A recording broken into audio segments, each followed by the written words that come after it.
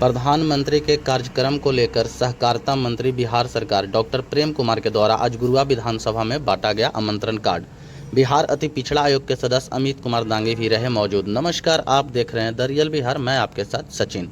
आपको बता दूं कि प्रधानमंत्री के कार्यक्रम को लेकर आज बिहार सरकार के सहकारिता मंत्री डॉक्टर प्रेम कुमार और बिहार अति पिछड़ा आयोग के सदस्य अमित कुमार दांगी के द्वारा पूरे गुरुआ विधानसभा में घूमकर आमंत्रण कार्ड बांटा गया। जैसे ही माननीय का काफिला गुरुआ पहुंचा, भाजपा प्रखंड अध्यक्ष मंटू सिंह, युवा मोर्चा अध्यक्ष सतीश कुमार दीपक और भाजपा के वरिष्ठ नेता नंदकिशोर प्रसाद के साथ साथ सैकड़ों युवा और भाजपा कार्यकर्ताओं ने माला पहनाकर गर्मजोशी से स्वागत किया। स्वागत के उपरांत मंत्री जी ने जनसंपर्क अभियान चलाया। इस दौरान उन्होंने क्षेत्रवासियों से मुलाकात कर उन्हें 22 अगस्त को प्रधानमंत्री श्री नरेंद्र मोदी के आगमन कार्यक्रम में शामिल होने का आमंत्रण दिया। मंत्री डॉक्टर प्रेम कुमार ने स्वयं लोगों को आमंत्रण पत्र सौंपकर कार्यक्रम में अधिक से अधिक संख्या में पहुंचने की सर, आज पूरा विधानसभा आपने भ्रमण किया और आमंत्रण कार्ड बांट रहे थे, क्या कुछ कहेंगे सर गुरुआ विधानसभा भ्रमण करने पे? जनजन के लोकप्रिय नेता, देश के लोकप्रिय माननीय प्रधानमंत्री आदरणीय भाई मोदी जी का ज्ञान मां बंगला गौरी के धरती पर आगमन हो रहा है। पूरे जिले में, कमिश्नरी में प्रसन्नता की लहर है। जब मोदी जी बिहार आते हैं तो बिहार में पैकेट और योजनाओं का सौगात देते हैं। हर उनके आने पर सभाओं में ऐलान होता है और विकास को प्रस्ताव देने का काम करता है। और अभी गया जी के लिए दो महत्वपूर्ण योजना द्वारा चलाए जा रहे हैं। एक है अपना जो मेक इन इंडिया के तहत देश के 12 राज्यों में, उसमें गया बिहार में गया जो शामिल किया गया है। तो भी के बाद औद्योगिक गलियारा बन रहा है और वहां पर लगभग 1660 करोड़ की राशि और 1760 एकड़ लैंड एक्वायर कर दिया गया। राज्य सरकार के द्वारा वन विभाग की जमीन दी गई जाकर आने वाले समय में निविदा हुआ है और वहां पर textile industry, leather, pharmacist, IT, ऐसे अनेक इंडस्ट्री आ रहे हैं।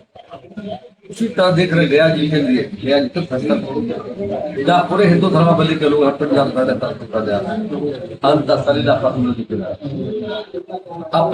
पुरुषों का आत्मा का शांति को लेकर भगवान श्री राम भी आए, माँ सीता भगवान लक्ष्मण भी आए बिहार से अपने पिताश्री दशरथ जी को श्राद्ध तर्पण करने को ज्ञान करने आए।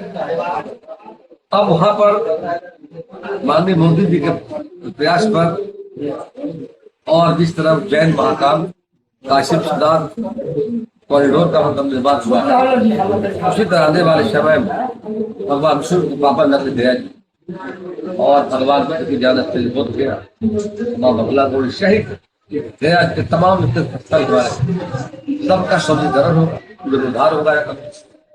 सनातन धर्म के लोग प्रति वर्ष लाखों की संख्या में आते हैं। और जब मोदी जी सरकार पहली बार आई थी तो गया जी हृदय योजना में शामिल किया, देश के 12 राज्यों को शामिल किया गया।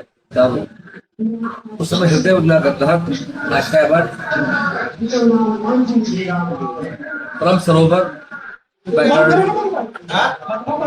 बैतरणी, विष्णुपद, देवघाट, बोधगया, इस सभी जगहों पर काफी डेवलपमेंट हुए जाकर और अभी भारत सरकार के द्वारा 12 अरब का मतलब प्रस्ताव आया है जाकर इतिहास की प्रक्रिया में जाकर। इस तरह से जाने से विकास को रफ्तार मिलेगा। और जब से सरकार बनी है केंद्र और बिहार में की सरकार, दोनों सरकार का एक उद्देश्य है डेवलपमेंट, विकास।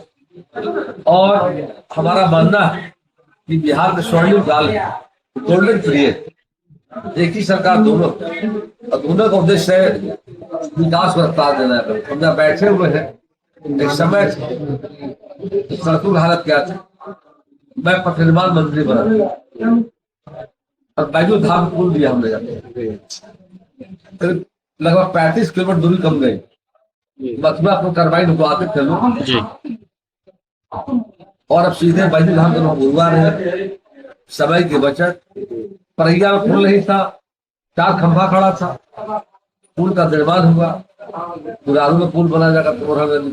इस तरह से पुलों का जाल बिछाया गया और जो हमारे स्टेट हाईवे ये चला है डुमरिया डुमरिया, इमामगंज, बाके बाजार, मथुरा, करमाई मोड़ होते हुए गुरुवार, गुरारू और टिकारी मऊ, कुर्था किंजर, रानी तालाब, 165 किलोमीटर लंबा, 3,65 लागत। मैं पथ निर्माण मंत्री और आज डुमरिया के लोगों, इमामगंज, बाके बाजार, गुरुवार के लोगों यात्रा कर हो गया, पटना जाना जा। अभी आवश दरभंगा ग्रीनफील्ड ब्रिज एक्सप्रेस में मतलब काम जारी गया कर, पार में सुपरकोटा वो भी जारी जा करके, यानी 15 घंटा लगता है बनारस जाने में वहां टोरडा, अब 7 घंटे की यात्रा हो। पटना हम जब गया जी जाते थे जी 3.5 घंटा लगता था, अब 1.5 घंटा में यात्रा हो रही है। बिजली 24 घंटा मिल रहा है।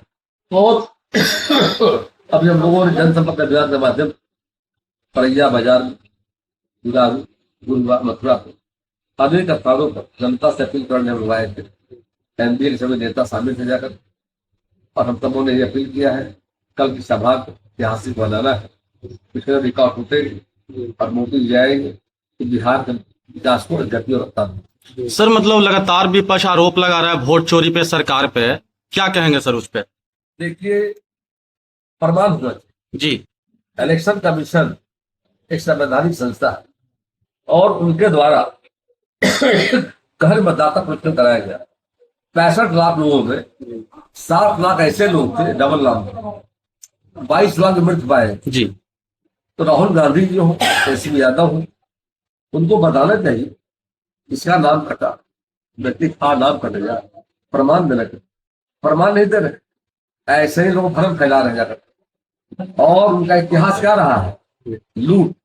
इसी गैब राजबाला वर्मा कलेक्टर,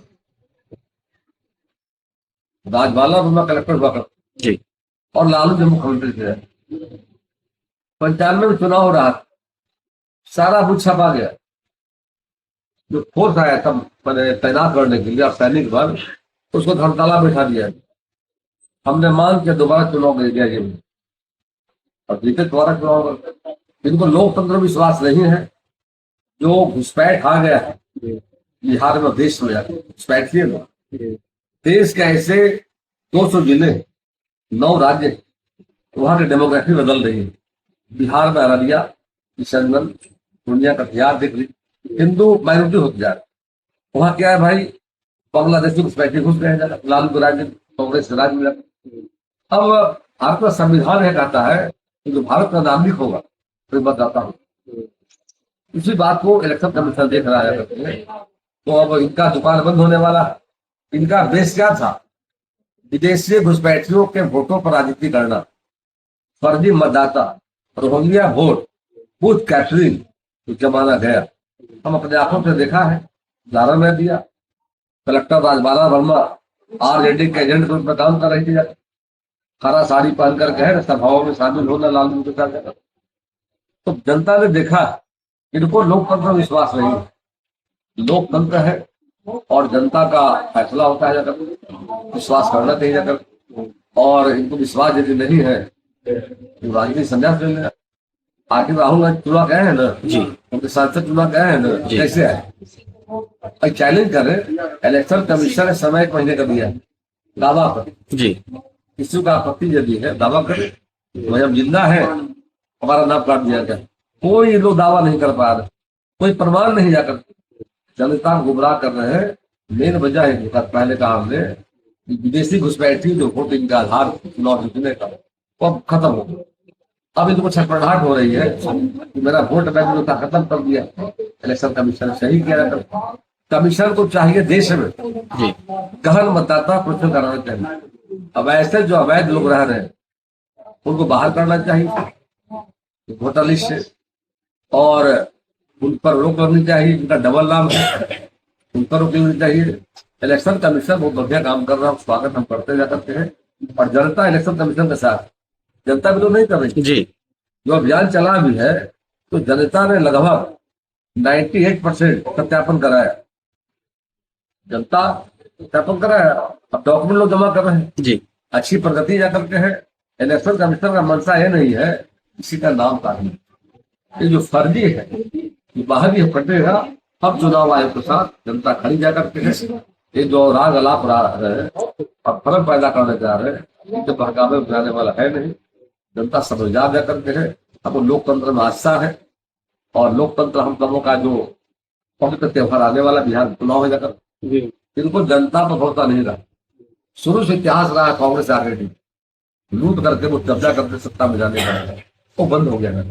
अब फेयर इलेक्शन हो रहा है, हर जनता वोट में शामिल हो रहा है, और जो 2 नंबर के वोट हट गए जाकर कि बेचैनी बढ़ गई जाकर के, तो भाई अब उनका तो सब लोग का दिमाग खराब, अब करे बहिष्कार करेंगे।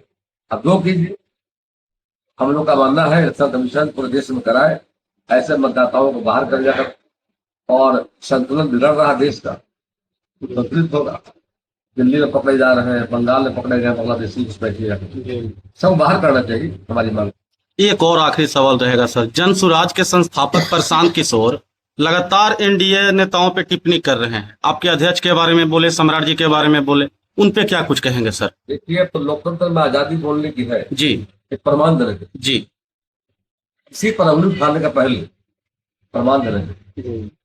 मंगल पांडे पर सवाल उठा जी, और मंगल पांडे ने साफ कहा कि डीम्ड यूनिवर्सिटी देने का हमारा विभाग का तो काम है ही नहीं जाता।